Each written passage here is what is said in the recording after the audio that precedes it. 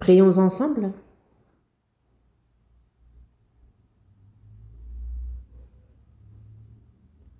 Dieu notre Père, toi qui nous aimes, toi qui es miséricordieux, Dieu, nous te tournions le dos, nous agissions dans le péché. Ta fureur, ta jugement, c'est ce que nous devions recevoir. Mais alors que nous ne te connaissions pas, c'est toi, en premier, qui nous a aimés, qui a eu pour nous miséricorde c'est par ta grande grâce que le Seigneur Jésus a reçu à notre place le jugement et la malédiction que nous devions recevoir. Par le précieux sang que le Seigneur a versé, tu as éternellement effacé tous nos péchés.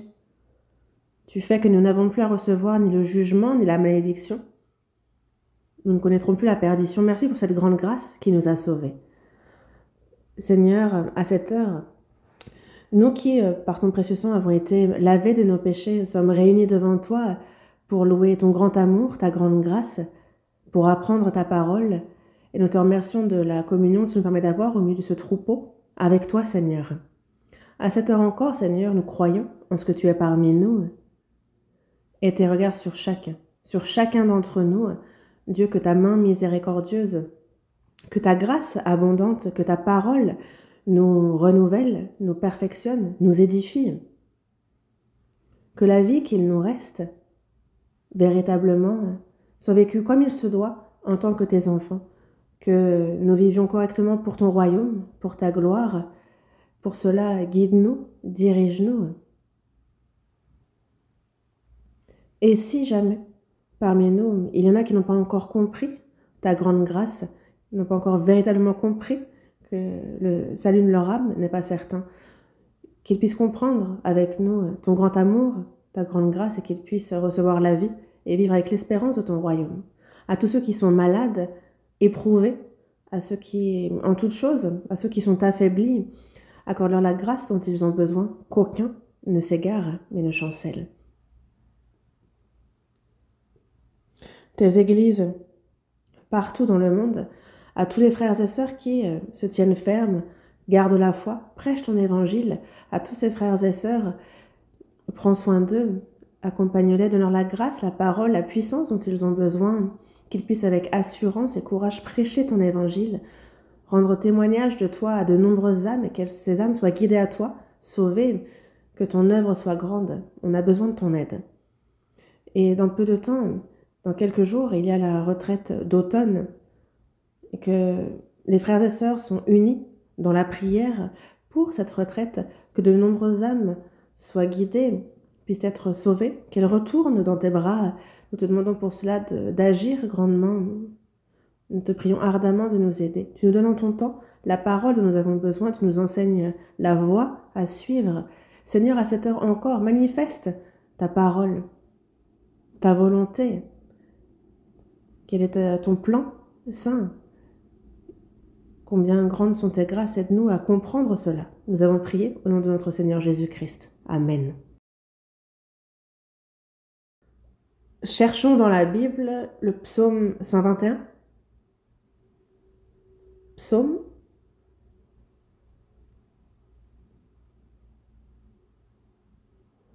Psaume 121.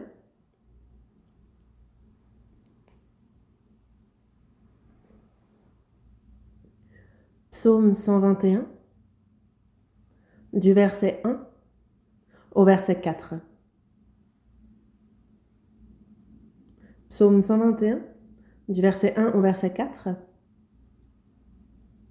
Lisons ces versets ensemble lentement. Cantique des degrés.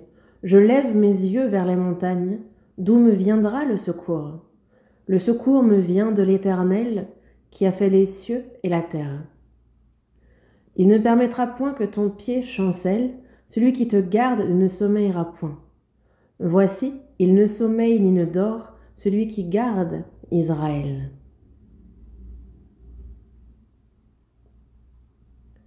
Lisons ensemble le verset 8. L'Éternel gardera ton départ et ton arrivée, dès maintenant et à jamais.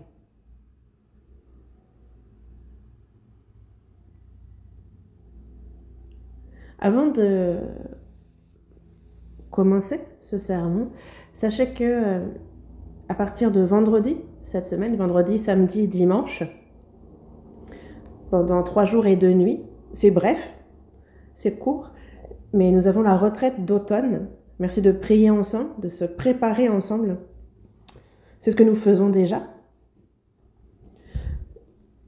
Un jour est comme 1000 ans et 1000 ans comme un an. Mais Dieu souhaite que tous parviennent à la connaissance de la vérité, qu'ils se repentent, qu'ils ne périssent point. Et dans 2 Pierre chapitre 3, il nous montre sa persévérance, sa patience, pour qu'aucune âme ne se perde. Dieu a cet amour ardent, cette patience pour le salut des âmes. Et quand on pense à cela, nous aussi, nous avons reçu le salut grâce à cela. Et il y a encore autour de nous, dans notre entourage, ces âmes qui n'ont pas reçu le salut. Ceux qui sont sauvés sont trop peu nombreux. La Bible nous le dit. Ne crains point, petit troupeau, car votre Père a trouvé bon de vous donner le royaume. Le peuple de Dieu qui peut entrer dans son royaume, il est bien écrit que c'est un petit peuple, que nous sommes peu. Et il dit bien que la porte, il nous le dit dans Matthieu chapitre 10, que la porte est étroite et le chemin resserré. Dans Luc chapitre 13 également, il nous dit « Efforcez-vous d'entrer par la porte étroite, car je vous le dis, beaucoup chercheront à entrer et ne le pourront pas. » Nous croyons ces versets, nous croyons. Mais ce verset nous dit bien que nombreux sont ceux qui pensent, qui croient et qui pourtant n'entreront pas dans le royaume des cieux. Dieu, lui, souhaite que tous soient sauvés, que personne ne périsse, mais en réalité, trop peu nombreux sont ceux qui ont reçu le salut. Et ce petit troupeau, nous en faisons partie.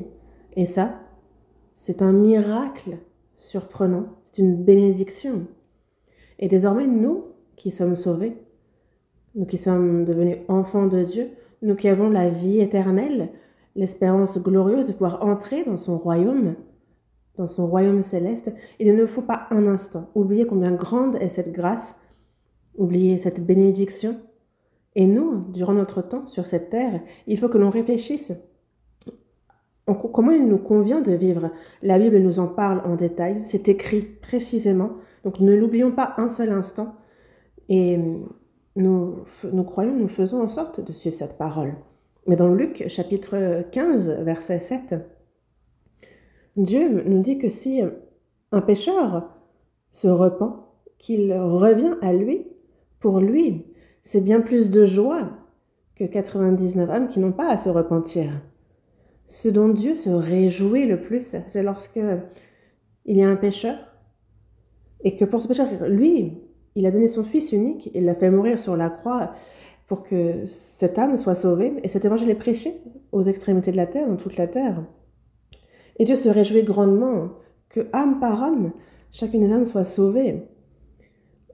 Il s'en réjouit bien plus que de 99 âmes qui, elles déjà sauvées, n'ont pas à se repentir.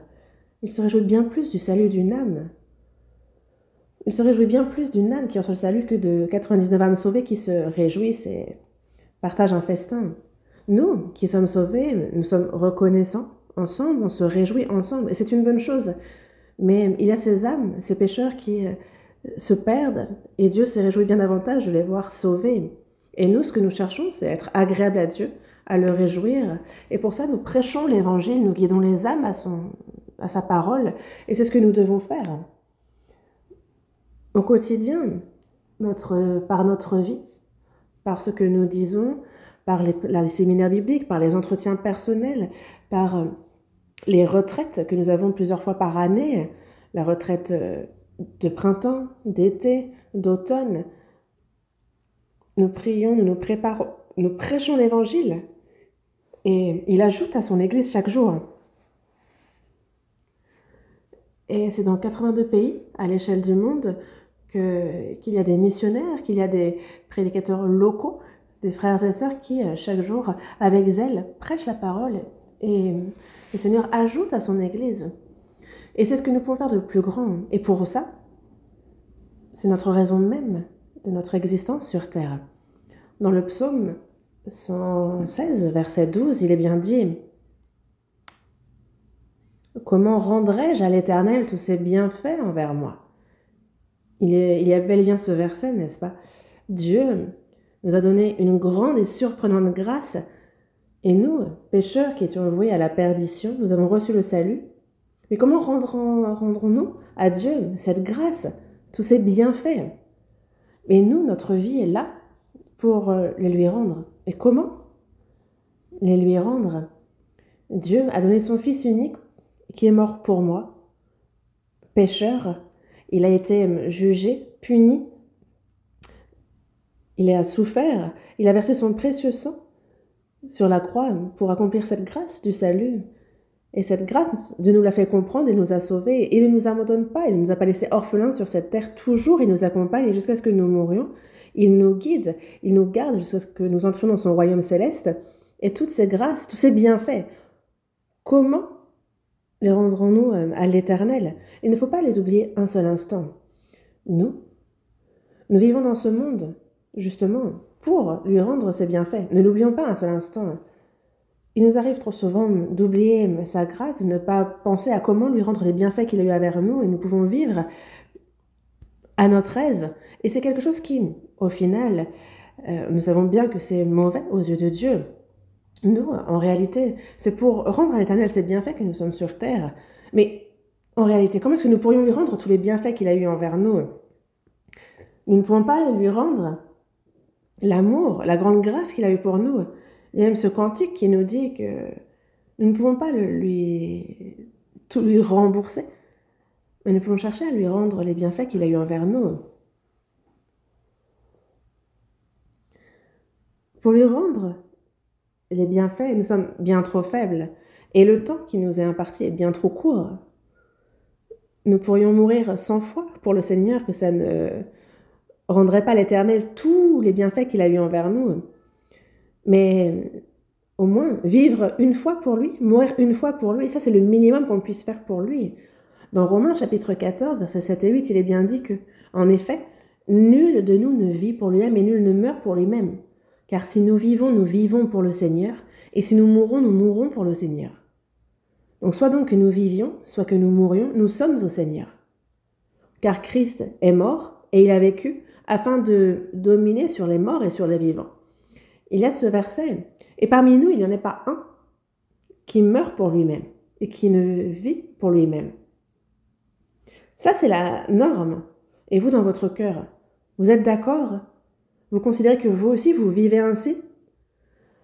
En effet, nul de nous ne vit pour lui-même et nul ne meurt pour lui-même. Parce que vivre pour soi, mourir pour soi, c'est un malheur. Ça ne vaut rien. Si nous vivons pour le Seigneur. Si nous mourrons pour le Seigneur. Donc si nous vivons pour le Seigneur. Si nous mourrons pour le Seigneur. À l'époque des apôtres, c'est réellement comme ça qu'ils vivaient. Nul de nous ne vivait pour lui-même, nul ne mourait pour lui-même.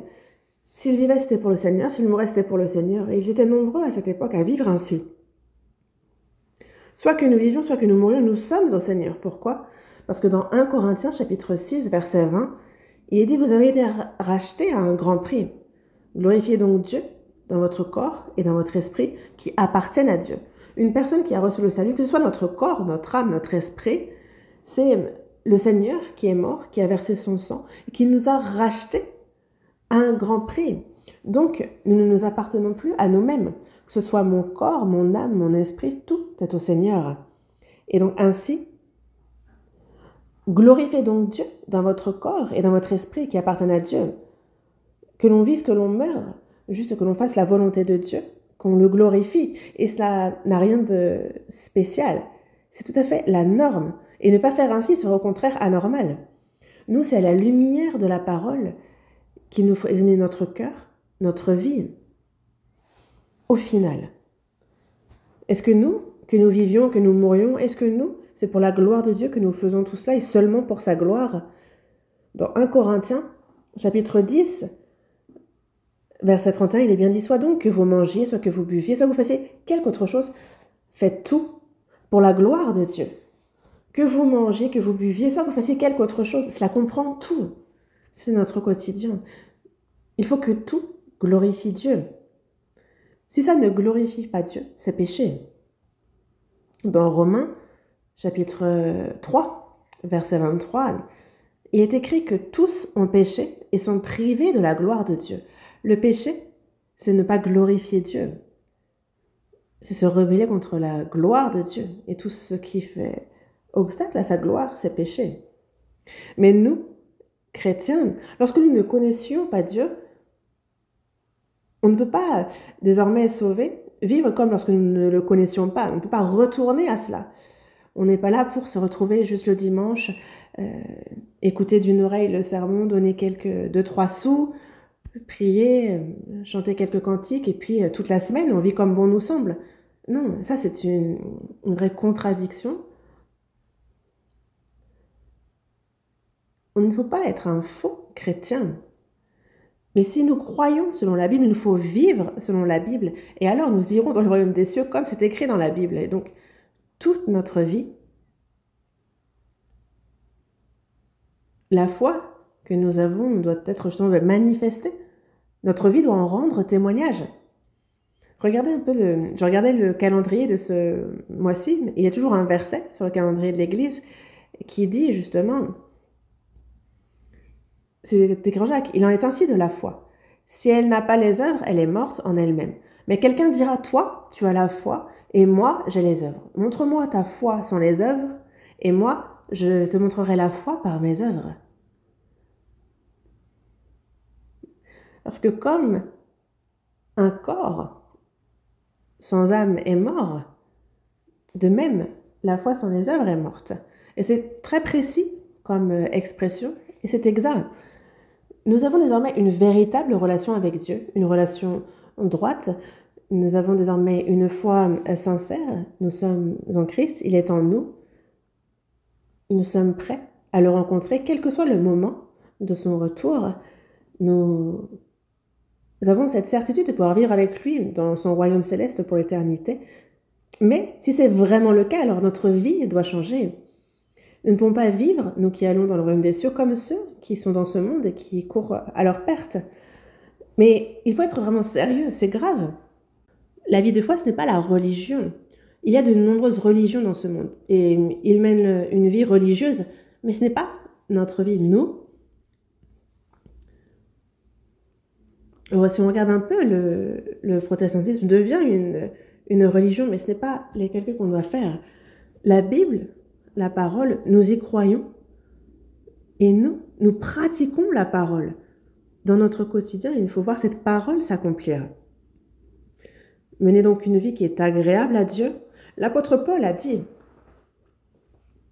c'est pour ça que nous nous efforçons de lui être agréable, soit que nous demeurions dans ce corps, soit que nous le quittions, qu'on vive, qu'on meure. Regardez l'apôtre Paul, lui, on lui a coupé la tête.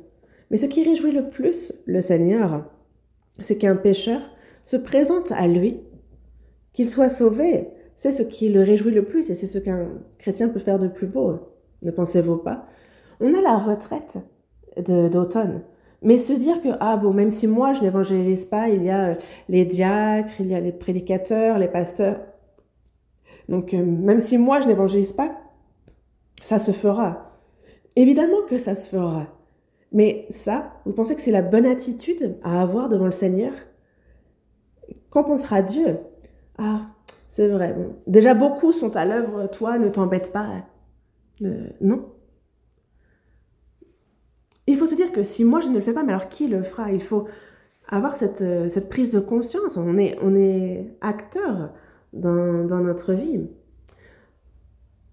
Lors de la retraite d'été, à chaque séminaire, il y avait 11 000 personnes à peu près à chaque fois et on a eu 7 séminaires consécutifs.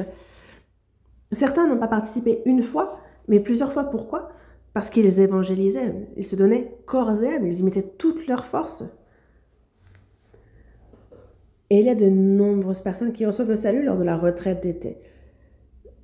Et on me téléphone, on m'envoie des messages pour me dire qu'un tel va être conduit à la retraite, merci de prier.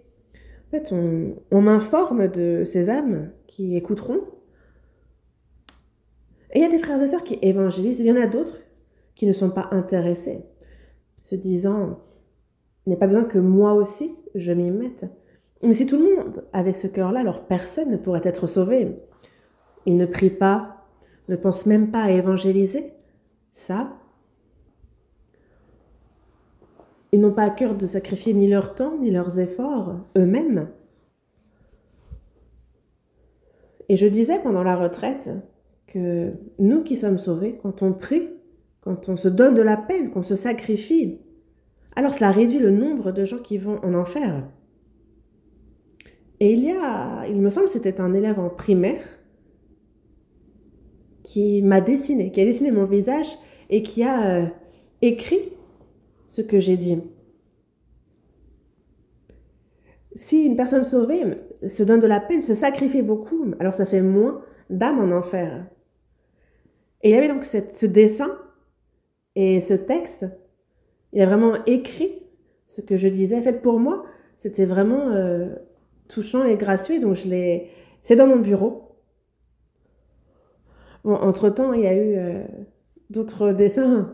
Et donc, mais en tout cas, c'est là. Et certainement pas lui qui a juste écrit ça comme ça, mais ça l'a aussi marqué. Et il va certainement vivre ainsi. Mais nous, en fait, il faut nous efforcer. C'est un peu comme à l'armée. On est entraîné, on sue. Et c'est parce que plus on sue à l'entraînement, et moins on versera de sang sur le champ de bataille. Et on a cette retraite d'automne. Certes, on n'est pas aussi nombreux à se réunir qu'à la retraite d'été, mais nombreux seront présents, l'évangile sera prêché et des âmes vont écouter.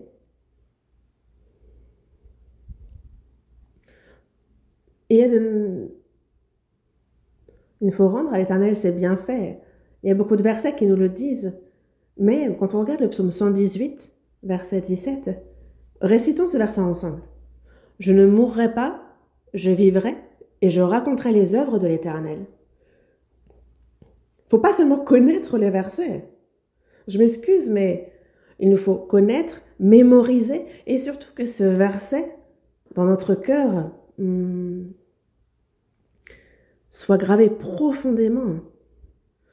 Je ne mourrai pas, je vivrai. Il nous faut être reconnaissant de ne pas être mort, mais vivant.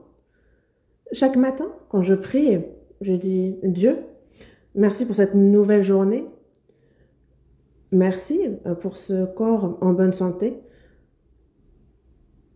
Montre-moi ce que je dois faire aujourd'hui et fais-moi agir selon ta volonté aujourd'hui. » On prie tous de la même manière. Mais ne pas être mort, mais vivant, c'est qu'il y a une raison pour laquelle on est encore vivant aujourd'hui. Je ne mourrai pas, je vivrai. Ce n'est pas pour gagner beaucoup d'argent ou essayer ceci ou cela afin de se faire plaisir. C'est pas pour accomplir nos projets personnels. Non. Si on est vivant et non pas mort, nous sauver, on pourrait poser la question, sauver. Est-ce que vous voulez vivre longtemps sur terre ? Ils vous répondront certainement non. On va aller au plus vite vers le Seigneur. Et vous, qu'est-ce que vous répondriez à cette question ? Vous préférez mourir au plus vite ou vivre longtemps sur cette terre ? Vous êtes en train de vous dire, mais quelle question ? Mais si on pose cette question à l'apôtre Paul, il a bien dit vouloir aller au plus vite auprès du Seigneur. Et il dit préférer largement aller vers le Seigneur au plus vite, mourir au plus vite pour aller dans le royaume des cieux. Mais une personne sauvée, lorsqu'on lui dit qu'elle va mourir, ça peut la bloquer, elle peut avoir peur. Mais une personne sauvée, il peut y avoir des choses amusantes, des choses sympas sur cette terre, mais ça n'est rien comparé à quand nous serons auprès du Seigneur. Il y a les anges, ces armées d'anges au ciel qui vont nous accueillir.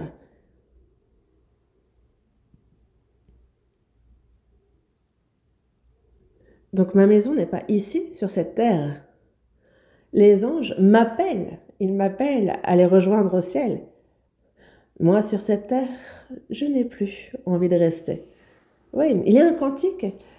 Il y a les anges qui m'appellent et me disent de les rejoindre au ciel. Moi, sur cette terre, je ne veux plus rester. Parce que c'est de la peine, de la souffrance, on veut au plus vite aller vers le Seigneur. Mais quand on est dans le confort, quand tout marche, on aimerait vivre longtemps sur terre. En fait, c'est comme ça que pensent les gens de ce monde. Mais nous, chrétiens, au contraire, pour nous, ça vaut 100 fois mieux d'aller au plus vite auprès du Seigneur. Ça met fin à toutes les souffrances sur cette terre, les souffrances, les inquiétudes, les soucis. Parce que cette terre, on la laisse pour en rejoindre le royaume éternel, glorieux. Dans Apocalypse, chapitre 21, il est bien dit « Je vis un nouveau ciel et une nouvelle terre ». Et il y avait donc le tabernacle de Dieu, et Dieu était avec les hommes. Il habite avec eux. Donc il essuiera toute larme de nos yeux. La mort ne sera plus, il n'y aura plus ni deuil, ni cri, ni douleur. Et l'armée des anges nous recevra. Nous serons dans la gloire. Et c'est donc éternellement que nous serons avec Dieu. Éternellement. La gloire de Dieu, nous n'imaginons pas à quoi elle ressemble. On parle du royaume des cieux, ce sera ainsi, comme ci, comme ça, mais c'est inexprimable par nos mots. Les saints qui sont allés en premier nous y attendent, mais nous,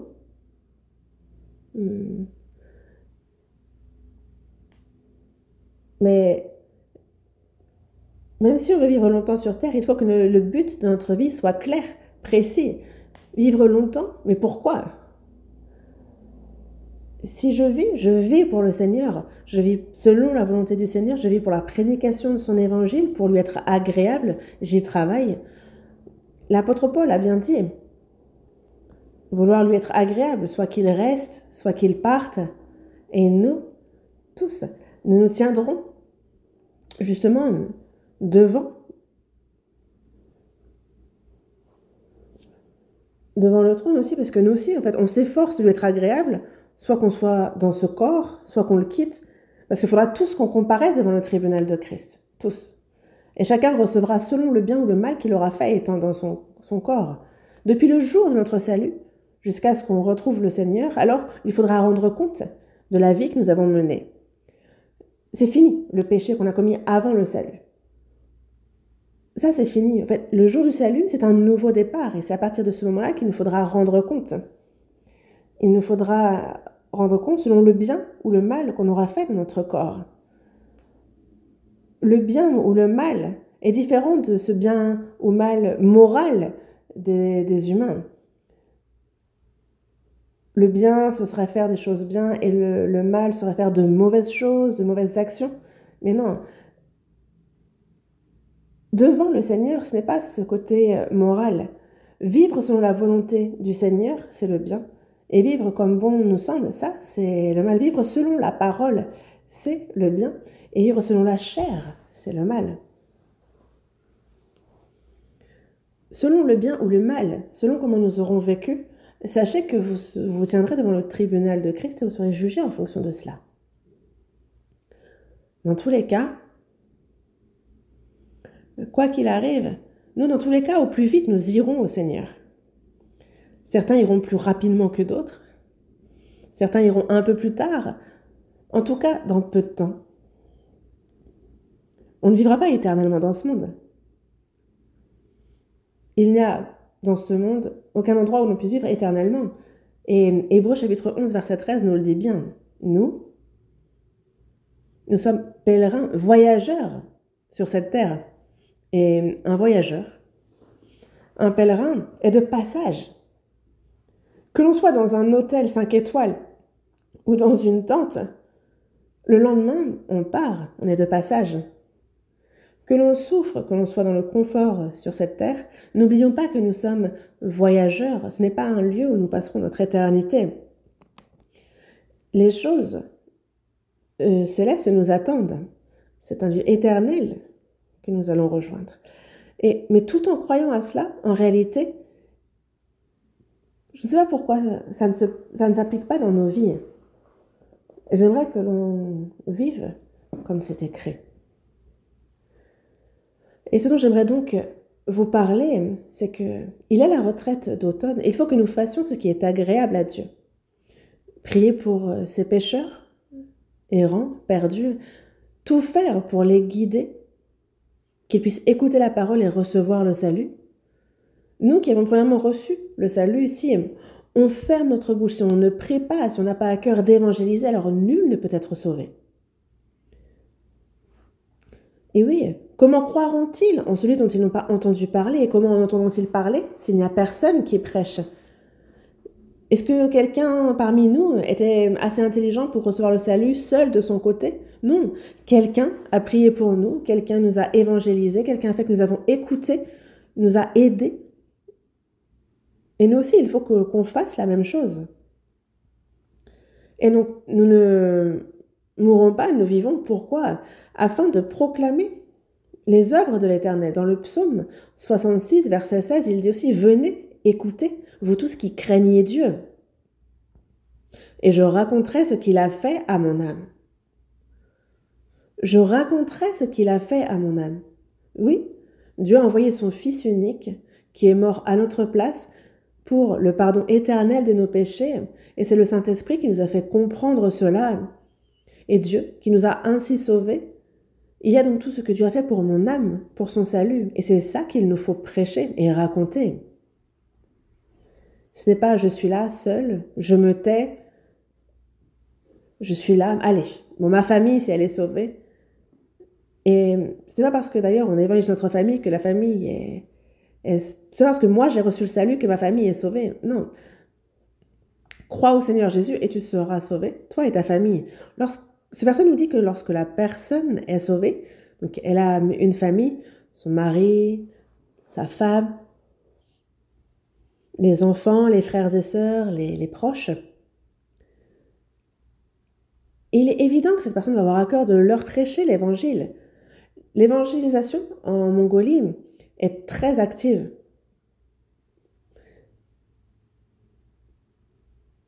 Et eux, ils se réjouissent de voir qu'on leur rend visite en Mongolie. Les missionnaires sont très heureux. Et en ce moment, en Mongolie, il y a des vents des vrais blizzards. Des fois, il fait moins 40 degrés. Il faisait même moins 40, moins 50. Et c'est 5 millions d'animaux qui sont morts de froid. Il y a de nombreuses difficultés. Mais les missionnaires prêchent l'évangile dans cette situation et justement, ils en sont heureux. Et moi, je me suis dit, ils exagèrent. Mais en fait, pour m'y être rendu, vraiment, pourquoi? Charnellement parlant, c'est inconfortable, c'est douloureux, mais l'évangélisation fonctionne bien. En Mongolie, ils prêchent dans la rue, donc ils se rendent dans la rue et ils distribuent les fascicules et ils disent « Aïe à séminaire, vous êtes les bienvenus ». Nous, on fait ça en Corée et personne ne vient. Mais les Mongols, eux, viennent. Ils sont donc simples dans le bon sens et ils écoutent et ils reçoivent bien le salut. Et qu'on soit mongol, qu'on soit coréen, quand on reçoit le salut, on change complètement.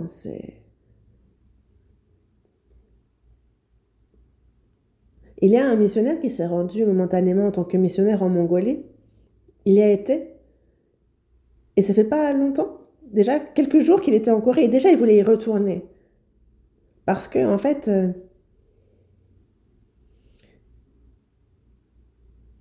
par exemple, sa femme, elle était restée en Mongolie, elle s'était saluée à l'aéroport, mais lui disait vouloir y retourner au plus vite.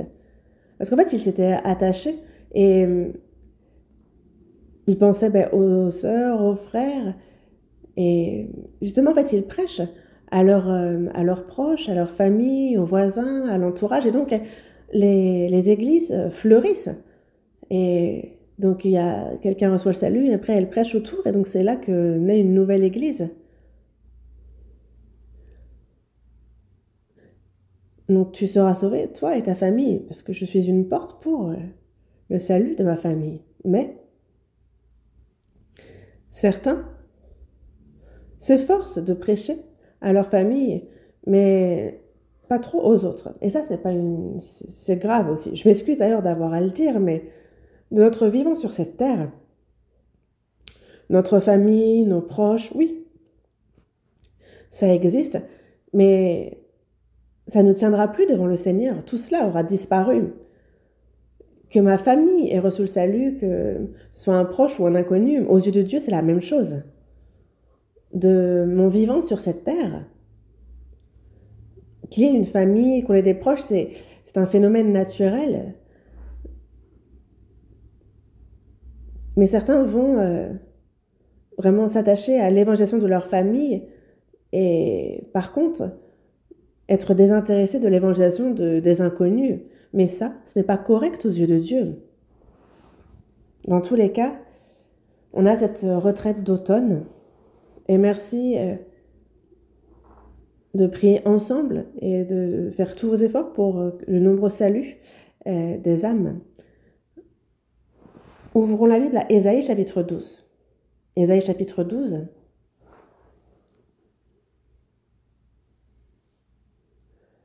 Ésaïe chapitre 12, verset 5. Lisons ensemble. Célébrez l'Éternel, car il a fait des choses magnifiques, qu'elles soient connues par toute la terre. Célébrez l'Éternel, car il a fait des choses magnifiques. Pourquoi est-ce que nous devons célébrer, louer la grâce de Dieu C'est qu'il a fait des choses magnifiques. Qu'a-t-il fait? Il n'y a pas plus magnifique que le salut des âmes. Il a fait des choses magnifiques. Qu'elles soient connues par toute la terre. Que toute la terre le sache. Il faut prêcher à toute la terre. Prêcher quoi? Les choses magnifiques que Dieu a fait. Cette fois encore, on prie ensemble. Il nous faut prendre le temps. On planifie, on voit ceux qu'on va évangéliser autour de nous, on les emmène afin qu'ils écoutent et qu'ils puissent être sauvés. Et on a réduit d'un jour la retraite. Auparavant, c'était 4 jours, 3 nuits, mais là, c'est 3 jours, 2 nuits. On a raccourci d'un jour. C'est une première, on essaie.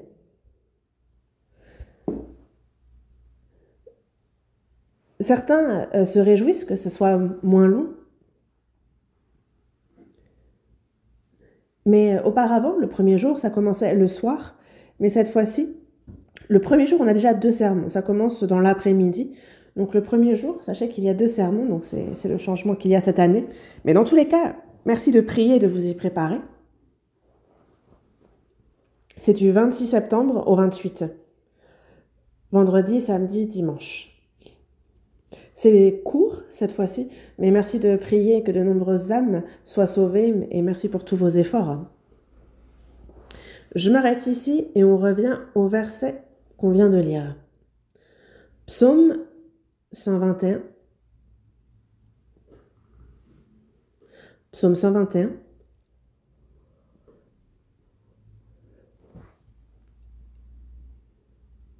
Versets 1 et 2, lisons ensemble.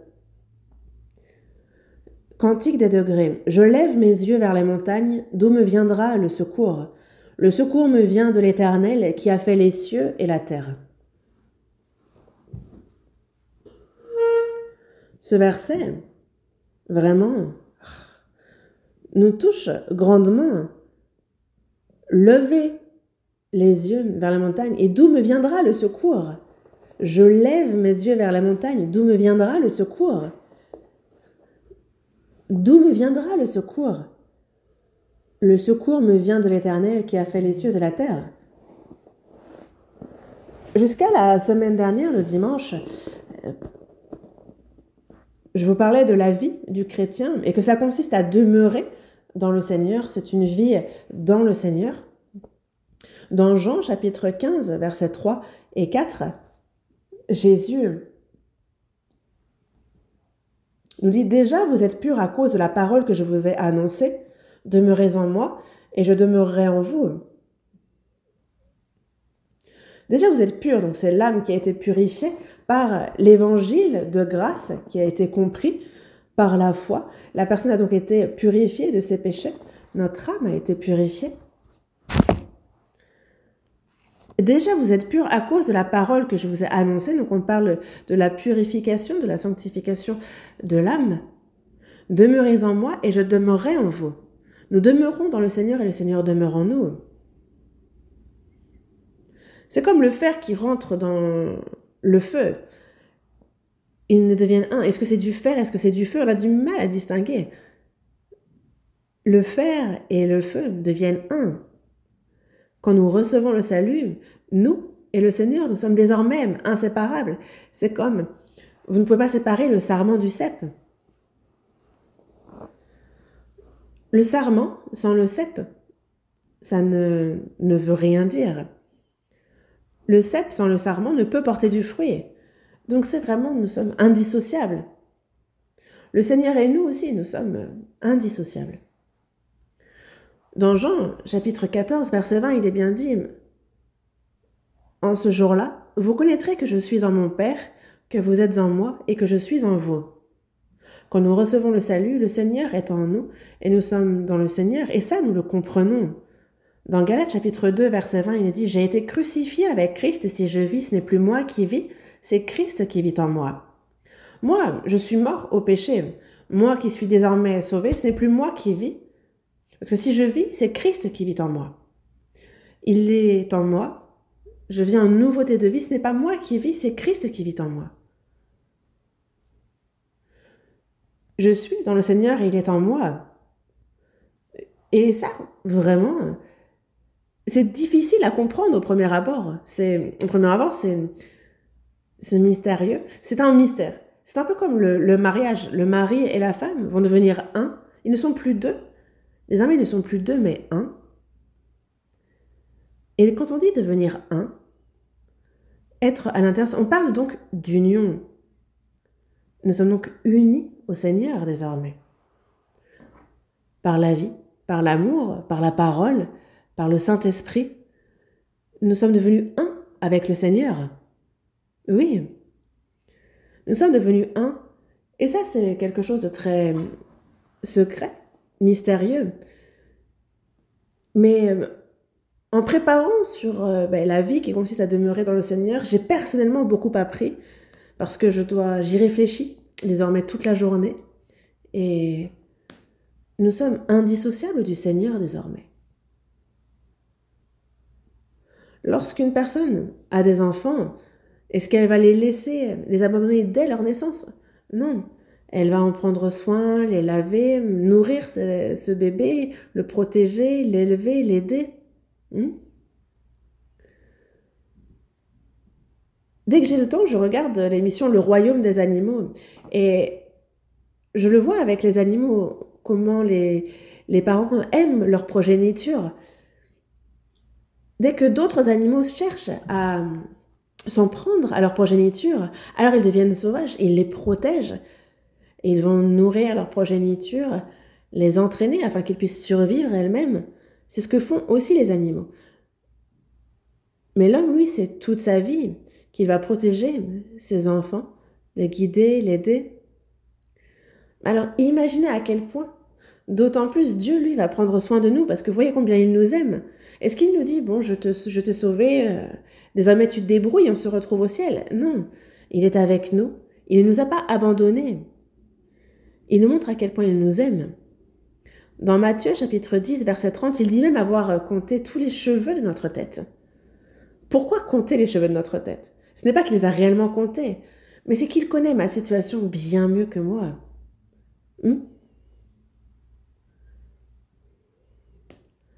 Mais je sais qu'en lui j'ai la vie, il m'a sauvé dans son amour. Mais les paroles en coréen disent que je sais qu'il connaît ma situation bien mieux que moi. Je suis certain. Parce qu'il est en moi, je suis en lui. Je crois en lui, lui m'aide. Ça, ce n'est pas de la théorie, c'est réel. Il faut y croire tel quel. Et il sera fait comme notre foi, selon notre foi. Et dans le psaume 121 que nous venons de lire, d'où me viendra le secours? Est-ce que le secours me viendra de la montagne? Non. Le secours me vient de l'Éternel qui a fait les cieux et la terre. Le secours me viendra de l'Éternel. Il est mon aide. Mon secours. Psaume 121, verset 3. Il ne permettra point que ton pied chancelle. Celui qui te garde ne sommeillera point. Il ne permettra point que ton pied chancelle. Celui qui te garde ne sommeillera point. Celui qui garde Israël ne somnole ni ne dort. Israël est le peuple élu, choisi de Dieu. Et plus tard, c'est aussi l'ombre de ceux qui plus tard recevront le salut et formeront son Église. Il nous montre combien il a aimé son peuple, combien il l'a protégé. Et c'est pour cela que celui qui garde Israël ne somnole ni ne dort. Non. Mais nous, il nous faut croire en la parole du Seigneur.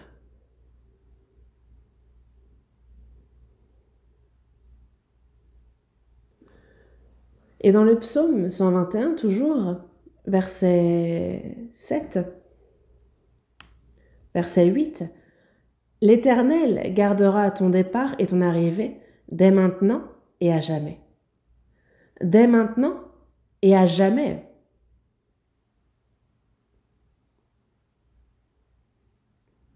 Il garde notre départ et notre arrivée, nos allers-retours, toute notre vie. Il nous garde. Il ne va pas simplement nous laisser. Ce qu'il voit, ce que je fais de bien, ce que je n'arrive pas à faire, il voit tout.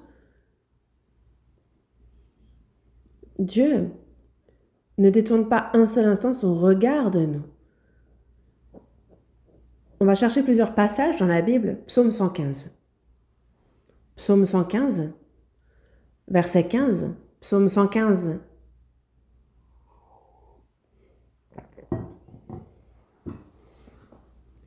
Verset 15. Lisons ensemble. « Soyez bénis par l'Éternel qui a fait les cieux et la terre. » Soyez bénis par l'Éternel qui a fait les cieux et la terre. Lui qui a fait les cieux et la terre. Dans la Genèse, chapitre 1, verset 1, au commencement, Dieu créa les cieux et la terre. Il créa les cieux, la terre. Et soyez bénis par l'Éternel. Nous sommes bénis par lui. Lui qui créa les cieux et la terre, ce Dieu est mon Père. Et vous, on n'est pas dans un conte ici, c'est réel. C'est la parole de Dieu. Et donc, demeurer dans le Seigneur, ça nous parle d'une alliance, d'une promesse absolue de sa vie, de son amour, de sa protection, le fait qu'il nous garde, qu'il nous dirige. C'est tout ce que cela comprend. Avant de recevoir le salut, on était dehors. Les gens du dehors, on était sans Christ. Mais on a reçu le salut et on était entrés en Christ. Et c'est une telle bénédiction. Je regarde le royaume des animaux et vous connaissez certainement ça, mais il y a le pingouin qui pond des œufs. Mais il les laisse sur la glace. Mais s'il les laisse là, les œufs vont mourir. Et donc, il ne faut pas les laisser là. Donc, il va les poser sur ses pieds. Et il va couver jusqu'à ce que les œufs éclosent. Et en fait, ils se relaient, le mâle et la femelle. Est-ce que quelqu'un leur a demandé? Oui, bon, le Créateur, certes. Mais les œufs éclosent. Et que se passe-t-il alors? pareil, s'ils tombent sur la glace, ils vont geler, ils vont mourir de froid. Donc on a le mâle qui les met sur ses pieds et qui, lui, ne va pas manger, il ne peut aller nulle part, il va les couver encore. Et la mère, elle va aller dans la mer, elle va aller gagner de l'argent, dira-t-on, et donc elle va gober les poissons et ensuite elle va les recracher, les vomir pour sa progéniture. Et ce sont des bancs de pingouins. Comment retrouver, comment reconnaître sa progéniture? En fait, tout dans ce processus est mystérieux. Est-ce que c'est une question d'odeur? Est-ce que c'est le son? En tout cas, elle retrouve son partenaire et ils échangent. Et c'est ensuite le mâle qui va aller chercher de quoi nourrir la famille. Il va, c'est pareil, se gaver de poissons qu'il va recracher. Et donc, le mâle et la femelle, pour élever leurs enfants, mais c'est remarquable ce qu'ils font. Personne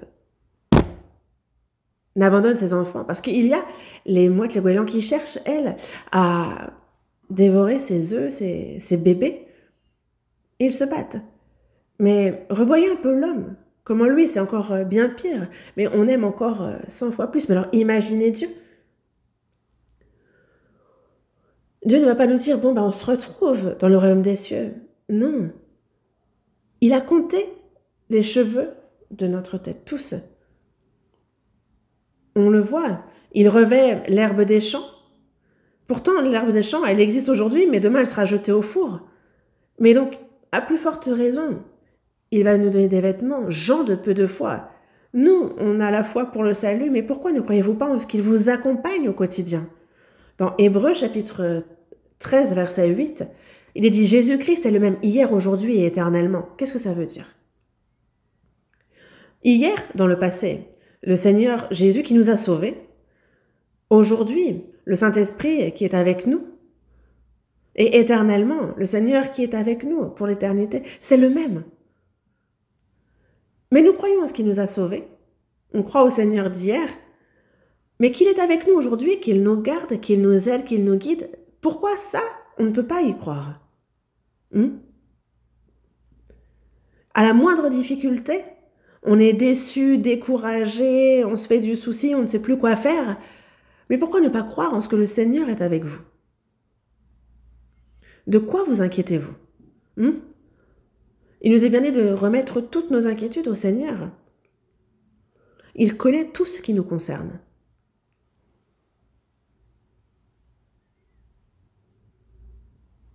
Si seulement nous vivons selon la volonté de Dieu, je vous en parlais la semaine dernière, dimanche, et afin, en fait, il y a ces petites conjonctions pour la condition, si seulement nous faisons selon la parole de Dieu, si nous y croyons et que nous agissons selon sa parole, selon sa volonté, alors lui, il se charge de nous, il prend soin de nous. Comment vous allez faire? Échangez, vous, votre baluchon, donnez-le à Dieu. Vous verrez, c'est ce qu'il y a de plus pratique, qu'on meure, qu'on vive.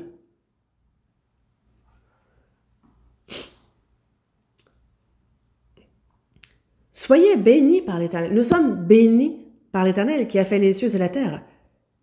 Est-ce que c'est banal? Non. Imaginez, vous naissez fils de l'empereur et que l'empereur vous protège en tant que son fils.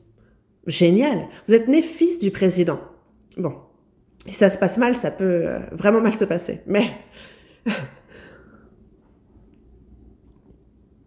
en fait, vous demanderez aux élèves de primaire et tous, ils veulent devenir président.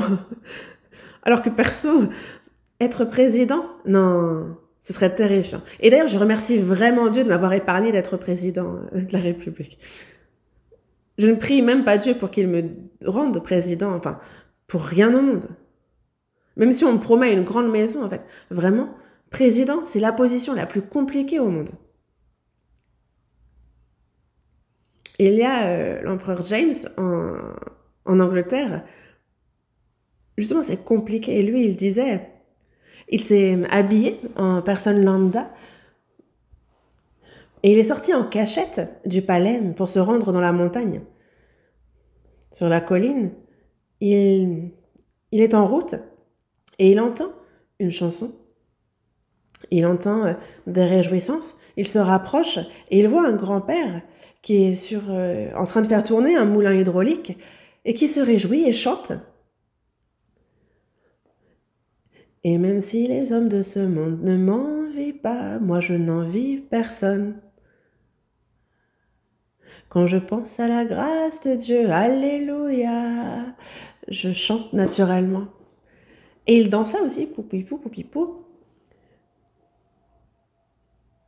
Et c'est un fait réel, je ne suis pas en train d'écrire ou de raconter une histoire, c'est réellement arrivé. En fait, il a vraiment envié ce grand-père, il s'est approché de lui, et le grand-père chante, et tout d'un coup, il y a un noble qui se présente, et donc il a un peu honte et s'arrête. Et l'empereur James lui demande, d'ailleurs, il ne pouvait pas savoir que c'était l'empereur, et lui dit, ancien, vous chantez très bien. Il a, pas du tout, pas du tout. Mais je suis tellement joyeux, je suis tellement reconnaissant que juste, je chante. Mais pourquoi te réjouir autant? Pourquoi être si reconnaissant? Et il lui a parlé de l'amour de Dieu, de sa grâce. Quand je pense à cet amour, à cette grâce, je suis si content, si reconnaissant que je ne peux m'empêcher de chanter. Ça sort naturellement. Et le roi lui donne donc son contact et lui dit, viens chez moi demain midi. C'est une faveur. Mais le grand-père ne sait pas lire, il range la carte. Et par contre, sa femme, elle, sait lire. Et lui, on a dit, il y a un noble qui est venu me voir et qui m'a dit que je chantais bien, il m'a complimenté. Et là, la grand-mère, elle est choquée. Elle dit, mais cette personne, c'est l'empereur James. Tu n'aurais pas fait quelque chose de mal? Non, je chantais, il m'a complimenté, je lui ai juste expliqué que j'étais reconnaissant de la gloire, de la grâce, de l'amour de Dieu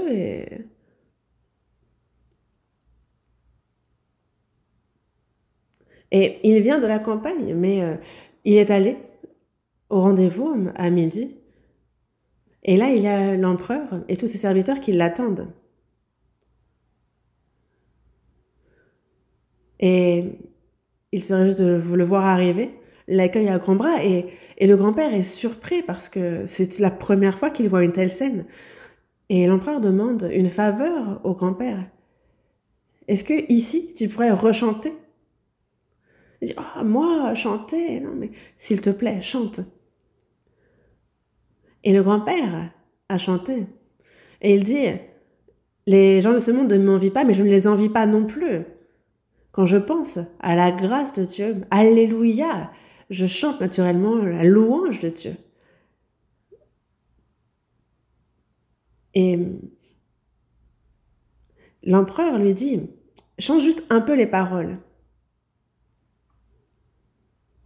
Tu peux très bien dire que même si les gens de ce monde ne m'envient pas, l'empereur James, lui, m'envie.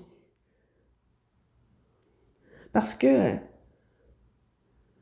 en fait, l'empereur lui dit, change les paroles et dit que je t'envie. Et le grand-père dit, non, non, mais je ne veux pas écrire ça. Enfin, et l'empereur lui dit, si, chante. Et il chante. Et alors l'empereur dit, j'envie tellement ce grand-père. Moi, je suis empereur, mais ça me casse la tête. Il y a un pays à diriger, tellement de problèmes qui surviennent. Et donc, j'aimerais croire au Jésus auquel tu crois. Et il est devenu chrétien, l'empereur James. Je me dis que d'ailleurs, la version King James, est-ce que ce ne serait pas ce roi qui l'aurait traduite? En tout cas, je me souviens, c'est encore frais dans ma tête, même si ça fait longtemps qu'on m'a raconté cette histoire. Mais surtout, en fait, nous qui avons reçu le salut, on a la vie éternelle, il y a l'amour de Dieu, il y a cette espérance qui font que nous sommes reconnaissants et que nous sommes dans la joie. Nous sommes bénis de l'Éternel qui créa les cieux et la terre. La différence entre un non-sauvé et un sauvé, c'est la différence entre l'enfer et le royaume des cieux. Psaume 34. Prenons le temps un instant. Psaume 34. Psaume 34, verset 10. Verset 10. Lisons ensemble. Craignez l'Éternel, vous ses saints, car rien ne manque à ceux qui le craignent.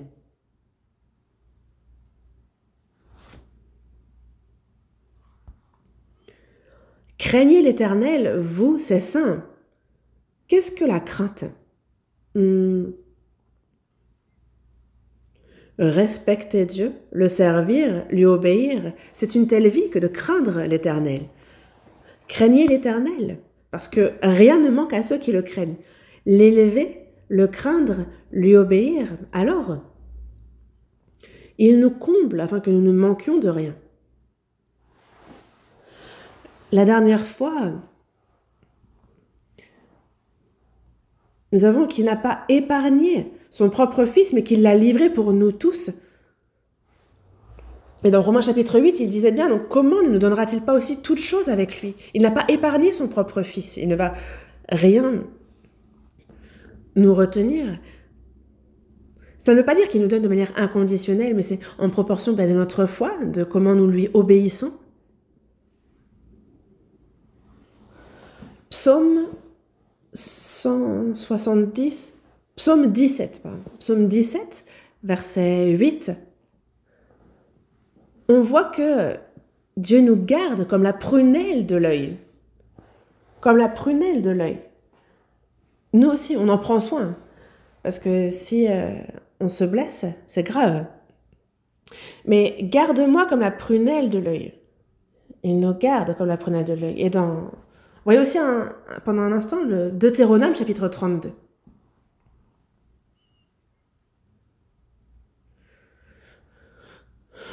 Vous savez, Genèse, Exode, Lévitique, Nombre et Deutéronome. Deutéronome chapitre 32.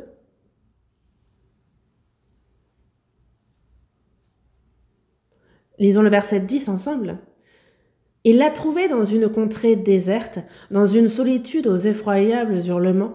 Il l'a entouré, il en a pris soin. Il l'a gardé comme la prunelle de son œil. Le peuple d'Israël a été sorti d'Égypte et on parle ici des 40 années qu'il passe dans le désert. Et ce verset a été écrit par Moïse. C'est l'Éternel. Il l'a trouvé dans une contrée déserte. Oui, une contrée déserte, le désert. Mener une vie dans le désert, c'est une vie éreintante, il y a des bêtes. Et dans une solitude aux effroyables hurlements. Dans le désert, oui, il y a des bêtes sauvages. Mais il l'a entouré, il en a pris soin et il l'a gardé. Devant et derrière, dans la journée par la nuit, dans la nuit par la colonne de feu. Il l'a entouré, il en a pris soin, il l'a gardé comme la prunelle de son œil. Comme la prunelle de son œil. Auparavant, en voyant ce verset, je me disais, le peuple qu'il aime, qu'il a sauvé, c'est le peuple d'Israël qu'il aime comme la prunelle de son œil. Mais non, nous aussi, nous qui avons reçu le salut par le sang de son Fils, nous aussi, il nous garde comme la prunelle de son œil. Il nous entoure, il prend soin de nous, de mon âme, de mon esprit, de ma chair aussi, comme la prunelle de son œil. Et il nous faut croire en ce verset aussi. Il faut y croire. Parce qu'il ne faut pas qu'à la moindre difficulté, on s'éloigne loin, loin de Dieu. Non, il ne faut pas qu'on s'imagine que Dieu, lui, s'éloigne non plus. Ce n'est pas le cas. Quelle que soit la souffrance, les adversités, le Seigneur est avec nous. Voyons aussi dans le psaume 119. Psaume 119, verset 56. Psaume 119, verset 56. Lisons ensemble. C'est là ce qui m'est propre, car j'observe tes ordonnances. Ce verset, réfléchissez-y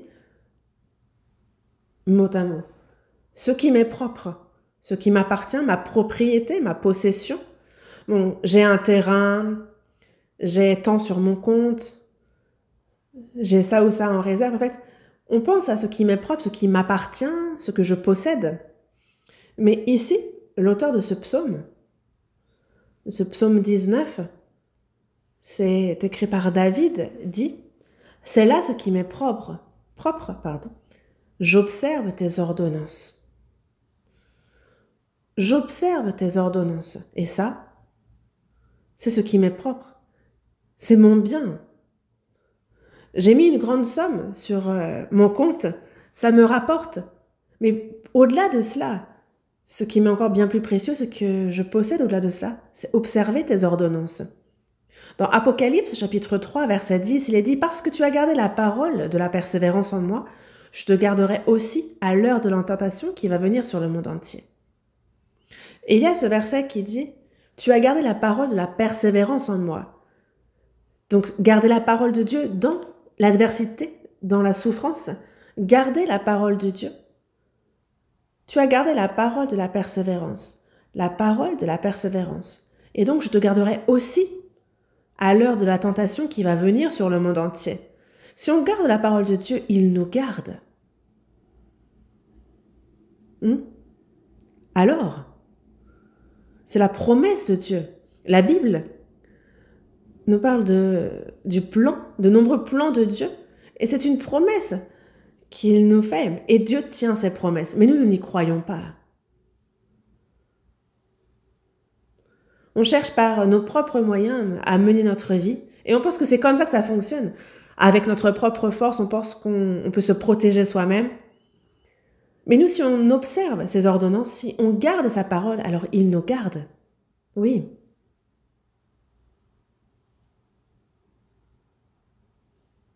Psaume 31. Un instant, psaume 31.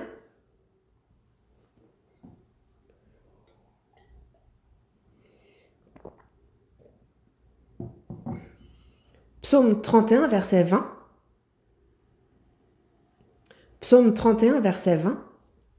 Lisons ensemble. « Oh, combien est grande ta bonté, que tu tiens en réserve pour ceux qui te craignent, que tu témoignes à ceux qui cherchent en toi leur refuge, à la vue des fils de l'homme. » Si on regarde en détail ce verset, il y a ceux qui te craignent, et on voit les grâces, les bontés que tu tiens en réserve pour ceux qui te craignent. Dieu est un Père strict. À la moindre erreur, il corrige, il châtie.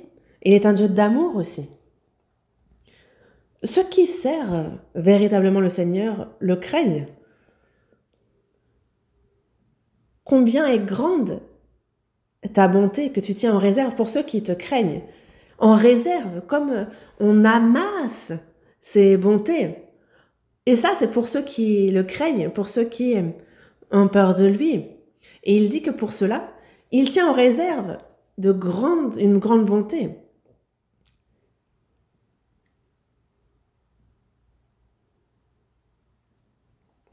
Tu tiens en réserve pour ceux qui te craignent.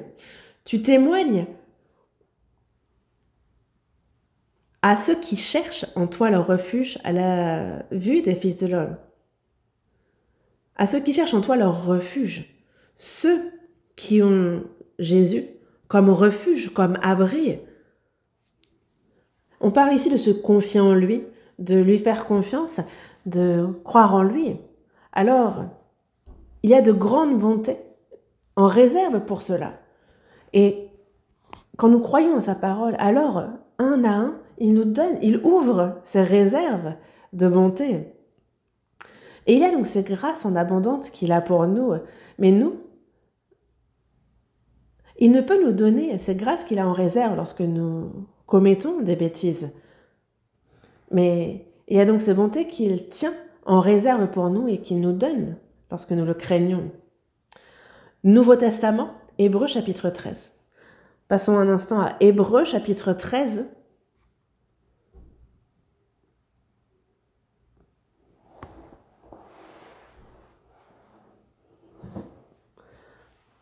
Hébreux 13, 5 et 6, lisons ensemble encore. Ne vous livrez pas à l'amour de l'argent, contentez-vous de ce que vous avez, car Dieu lui-même a dit « Je ne te délaisserai point et je ne t'abandonnerai point ». C'est donc avec assurance que nous pouvons dire « Le Seigneur est mon aide, je ne craindrai rien, que peut me faire un homme ?» Moi, dans ce verset, il y a bien longtemps, une fois, je me souviens avoir été vraiment choquée. Ne vous livrez pas à l'amour de l'argent, contentez-vous de ce que vous avez. Dans 1 Timothée chapitre 6, il est dit « Nous n'avons rien à porter dans le monde, il est évident que nous n'en pouvons rien emporter. Si donc nous avons la nourriture et le vêtement, cela nous suffira. » Si nous avons donc la nourriture et le vêtement, cela nous suffira. Ce sont des choses que Dieu nous donne et je me suis dit, il faut s'en satisfaire. Et donc moi, ne vous livrez pas à l'amour de l'argent, ne vous y attachez pas, ne cherchez pas à en accumuler à foison, pensant que c'est ça qui va vous protéger, que c'est l'argent qui va vous garder, que c'est ça qui va vous rendre heureux, pensant que c'est l'argent qui va vous garantir un avenir sûr. Est-ce que ça, c'est croire en Dieu ou est-ce que c'est croire en l'argent ? Ça, Dieu ne va pas apprécier. Ne vous livrez pas à l'amour de l'argent, parce que l'argent est une racine de tous les maux. Mais contentez-vous de ce que vous avez, parce que c'est Dieu qui donne, car lui-même a dit, c'est Dieu qui dit lui-même, « Je ne te délaisserai pas, point, et je ne t'abandonnerai point. » Dieu ne nous délaisse point, il ne nous abandonne pas. Donc, de quoi on s'inquiète ? Que l'on soit riche ou pauvre. Le Seigneur, Jésus, est en moi, c'est en lui que je suis satisfait. Si le Seigneur est avec nous, on peut s'en contenter. L'apôtre Paul, lui, a connu la nudité, la faim, l'éveil, ne pas manger. Il a tremblé de froid, il a été frappé, il a été emprisonné, il avait les fers aux pieds. Et pourtant, en prison, il faisait quoi dans sa cellule ? Il priait, il louait Dieu. Et il y a ceux qui l'ont pourtant pourchassé aussi.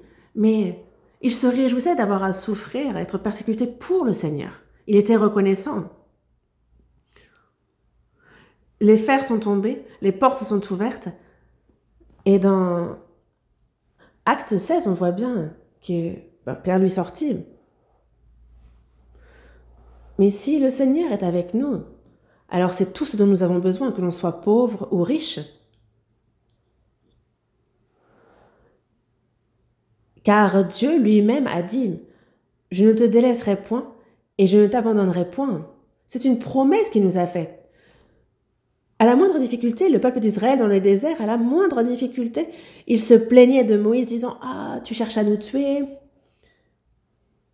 Au moins, quand on était en Égypte, même si c'était dans la servitude, au moins, on avait la viande, on avait les herbes, on mangeait à notre faim, on avait de l'ail.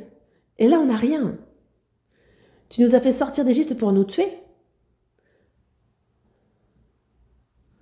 Tous les jours, c'est la nuée, la colonne de feu qui les guidait. Il y avait la manne qui descendait tous les jours, l'écaille, l'eau qui sortait du rocher. Mais il n'était pas reconnaissant. À la moindre difficulté, il se plaignait, murmurait, criant de vouloir retourner en Égypte. Et c'est pour cela que tous sont morts dans le désert. Ils ont passé 40 ans et tous sont morts dans le désert. Nul n'a pu retourner en Égypte. Parce qu'il y a la mer Rouge entre l'Égypte et le désert. Et si les eaux de la mer Rouge sont fendues, c'est le miracle de Dieu. On ne peut pas y retourner par nos propres moyens. Tous sont morts dans le désert. Et ceux qui sont nés dans le désert, non pas seulement les enfants, mais aussi ceux qui sont nés de nouveau dans le désert, eux seuls ont pu entrer en Canaan. Je ne t'abandonnerai point. C'est donc avec assurance que nous pouvons dire « Le Seigneur est mon aide, je ne craindrai rien, que peut me faire un homme ?» Waouh, ce verset « Le Seigneur est mon aide ». je témoigne de ça parfois. Seule, en fait, moi, rien qu'avec la Bible, pendant 4 ou 5 ans, j'évangélisais ici et là. Je n'avais même pas de sac. J'avais juste la Bible et j'ai beaucoup eu à... J'ai beaucoup pleuré. Je ne savais pas où manger, où dormir, mais je me souviens même plus, d'ailleurs, où j'ai dormi, où j'ai mangé. Et pendant plusieurs années, je faisais cela. Et j'étais à Dongducheon. Et il y avait on avait fait avec des briques un tout petit bâtiment pour se réunir. Et il y a quelques frères et sœurs on louait une petite chambre. On mangeait, dormait là-bas. On évangélisait. Brethren Church. En fait, vous connaissez peut-être, en fait, il y avait des sauvés parmi eux. Pour ceux qui connaissent, il y avait des sauvés. Il y avait un frère qui était le représentant de cette congrégation en Corée. Et le siège était à Noryang-jin. En fait, je connais ces personnes. Mais il y a le frère Park machin. Et il a invité un missionnaire britannique. Et il m'a invité parce qu'il voulait m'évangéliser. Et il m'a dit, ah, tu souffres beaucoup, c'est dur. Mon frère, je suis venu t'aider.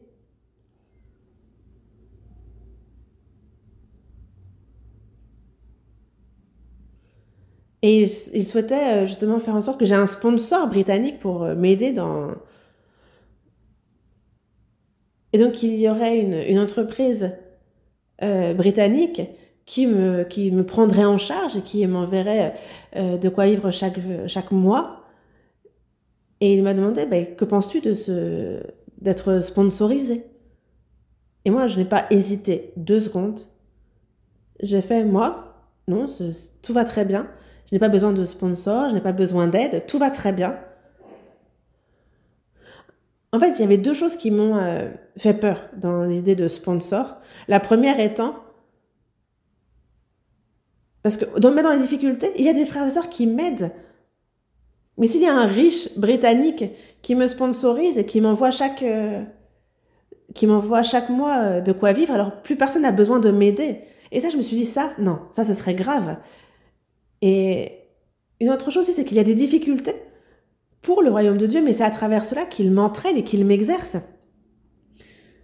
Et si quelqu'un se charge de mon quotidien, alors Dieu ne m'aide pas, c'est pas Dieu qui est mon aide, c'est une personne qui est mon aide, et je ne serai pas entraînée, exercée. Donc je n'ai pas réfléchi, j'ai dit non, pas besoin de sponsor, je ne manque de rien, et j'ai rejeté la proposition directe. Et on a commandé 3 nouilles à la sauce noire, on a mangé, et c'était près de Dongducheon, et on leur a offert le dîner, et on est parti. Ce frère, Park, en fait, il voulait m'aider, et j'ai refusé. C'était très clair.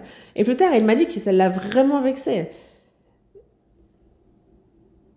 Et mais je lui ai expliqué combien moi aussi j'ai lutté aussi contre moi-même parce que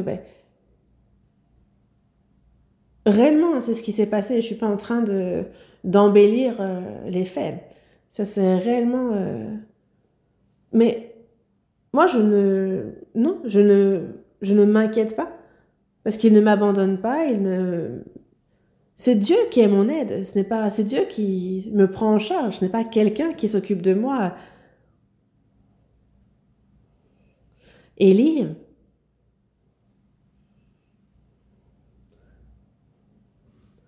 lorsqu'il y a eu la famine, il se cache et on cherche à le tuer. Mais le matin, c'est un corbeau qui lui apporte justement pain et viande. Il en mange. Mais petit à petit, l'eau se tarit et il n'en a plus. Et c'est pour cela que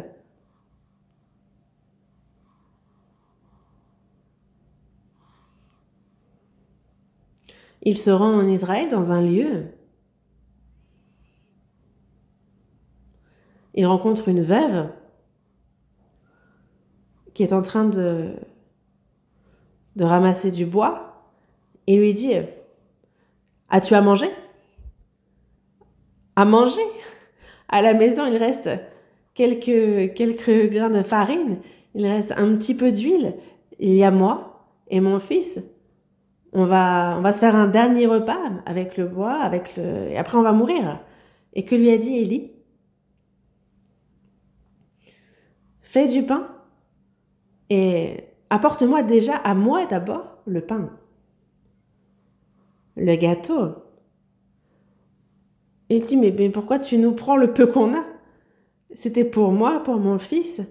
C'est déjà pas beaucoup pour nous deux, et en plus tu demandes à ce qu'on te le donne à toi en premier. Mais ce n'est pas tout. Il dit, si tu fais ça, jusqu'à ce que la famine disparaisse, tu ne manqueras ni d'huile, ni de farine. Et c'est ce qui s'est réellement passé. Pourquoi je vous parle de ça? Nous, si nous faisons l'œuvre du Seigneur, alors le Seigneur se charge de tout le reste. Et si ce n'est pas l'homme qui nous donne, ce sera un corbeau. Est-ce qu'il nous abandonne pour nous laisser mourir? Si moi, je vis pour le Seigneur, est-ce qu'il va vous abandonner et vous laisser mourir? Non. Moi, j'évangélisais, j'allais ici et là. J'ai beaucoup souffert, mais je ne suis pas mort. J'ai beaucoup pleuré, je n'ai pas beaucoup mangé, mais je suis tellement reconnaissant.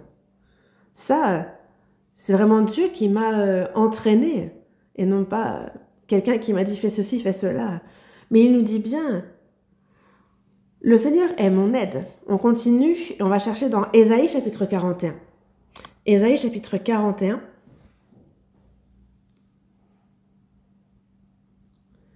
Ésaïe chapitre 41, verset 10. Lisons ensemble. Ne crains rien, car je suis avec toi. Ne me promène pas des regards inquiets, car je suis ton Dieu. Je te fortifie, je viens à ton secours. Je te soutiens de ma droite triomphante.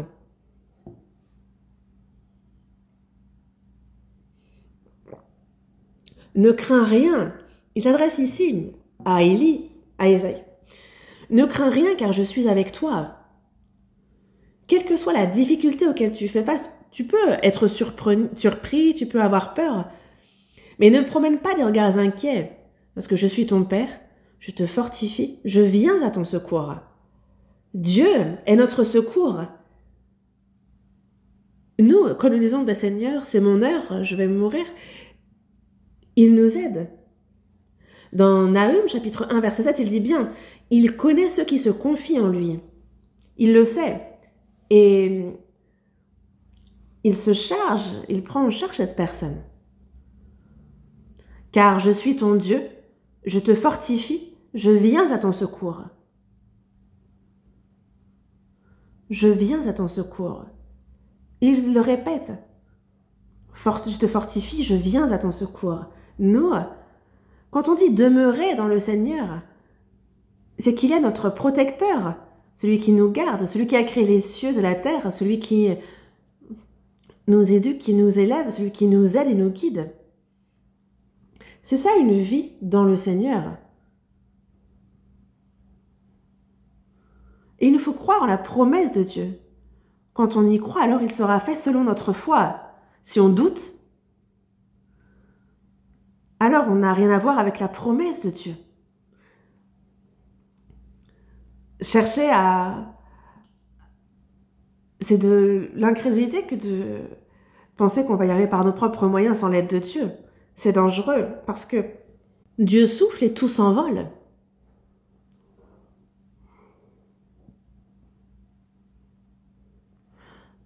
Le peuple d'Israël retourne de Babylone sans construire le temple, mais se sont empressés de se construire des maisons. Et il a bien dit, je soufflerai. Et tout s'envole si Dieu souffle. si on s'appuie sur nos propres moyens, alors Dieu, lui, fait en sorte, en son temps, que tout s'envole. Les gens dans ce monde, Dieu les laisse. Quelle que soit la manière dont ils vivent. Pourquoi ? Parce que, il nous le dit dans Job, chapitre 21, verset 13, « Les méchants, leurs jours, ils les passent dans le bonheur, mais ils descendent en un instant au séjour des morts. » Dieu les laisse vivre comme bon leur semble, mais nous, Dieu s'occupe de nous. Et si nous ne nous confions pas en lui, alors il souffle sur ce que nous avons et tout s'envole. Dans Proverbes, chapitre 23,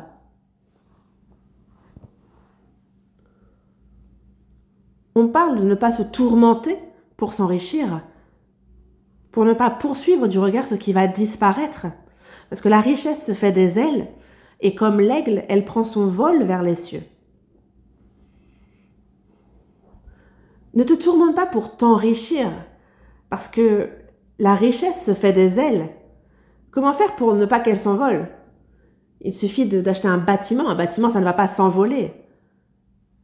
Les gens, c'est ce qu'ils se disent. Ah, si on investit dans l'immobilier, alors ça ne va pas s'envoler puisque c'est lourd. Mais sachez que c'est vous qui allez vous envoler. Dieu prend cette personne. Une personne sauvée doit croire en la parole de Dieu, en ses promesses pour être bénie. C'est en Dieu qu'il doit se confier et non pas par ses propres moyens. Parce que ça, c'est vraiment de l'incrédulité. Si on a reçu le salut par la foi, il nous faut vivre par la foi. Et tout sera fait selon notre foi. Nous servons le Seigneur. Et le temps qui nous est imparti pour vivre pour lui, pour le servir, pour vivre selon sa volonté, il ne nous reste plus longtemps. Et nous, que nous puissions lui être agréables, que nous puissions vivre en faisant sa volonté, c'est la meilleure des vies. Le temps a vite passé, nous allons prier ensemble. Dieu notre Père, toi qui es miséricordieux, Dieu, en cette fin des temps que tu as fixée, c'est parmi tous les gens de ce monde que tu nous as sauvés en premier, que tu nous as séparés saintement et que tu nous as placés dans ton Église au sein de laquelle tu œuvres et agis. Et c'est au milieu de ta grâce, de ta parole, que tu nous permets de vivre selon ta volonté pour ta gloire. Et tu nous aides à être obéissants. Merci pour cette grâce. Seigneur, nous sommes en toi et tu es en nous. Et dans notre vie, que nous puissions vivre pour ta volonté et ta gloire. Seigneur, pour cela, que ta grâce, que ta parole, que la puissance de ton esprit nous garde et nous guide. Dans quelques jours, il y a la retraite d'automne, que de nombreuses âmes puissent recevoir le salut et que cela soit une grande joie pour toi et une grande gloire. Nous avons prié au nom de notre Seigneur Jésus-Christ. Amen.